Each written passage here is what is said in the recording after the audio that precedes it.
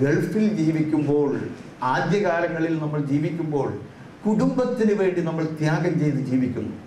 ആ ത്യാഗത്തിന്റെ ഫലമായി ത്യാഗം തന്നെയാണ് സ്നേഹം. സ്നേഹം എന്ന് പറയുന്നത് ത്യാഗം തന്നെയാണ്. നാട്ടിലേക്ക് തിരിച്ചു പോയ ഒരു വ്യക്തിയിൽ നിന്നും ഒരു ലെറ്ററോ, നല്ല ജോലി ചെയ്തിരുന്ന വ്യക്തിയായിരുന്നു അദ്ദേഹം ഗൾഫിൽ. ആ ലെറ്ററിൽ അദ്ദേഹം അപേക്ഷിച്ചത്, അദ്ദേഹം ഇന്ന് രോഗിയാണ്, ഡയാലിസിസ് ചെയ്ത് ജീവിക്കുകയാണ്, എങ്ങനെയെങ്കിലും പഴയ സുഹൃത്തുക്കളിൽ നിന്ന് അല്പം സാമ്പത്തിക സഹായം ലഭിച്ചാൽ നന്നായിരുന്നു, ഷംസുദ്ദീൻ അതിലൊന്ന് സഹായിക്കണം എന്നുള്ള അപേക്ഷയുമായിരുന്നു ആ ചിത്രം, ആ എഴുത്ത്. അതിൽ നിന്ന് നമുക്ക് ഗൾഫുകാരുടെ ജീവിതം മനസ്സിലാക്കുവാൻ സാധിക്കും.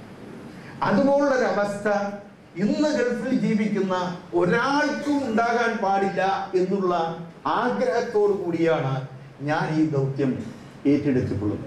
എൻ്റെ ജീവിതത്തിൻ്റെ അവസാന ശ്വാസം വരെ ഈ കൃത്യം ഞാൻ നിർവഹിക്കുന്നുള്ള ഒരു ദൃഢനിശ്ചയത്തോടു കൂടിയാണ് ഇത് ചെയ്തുകൊണ്ടിരിക്കുന്നത്.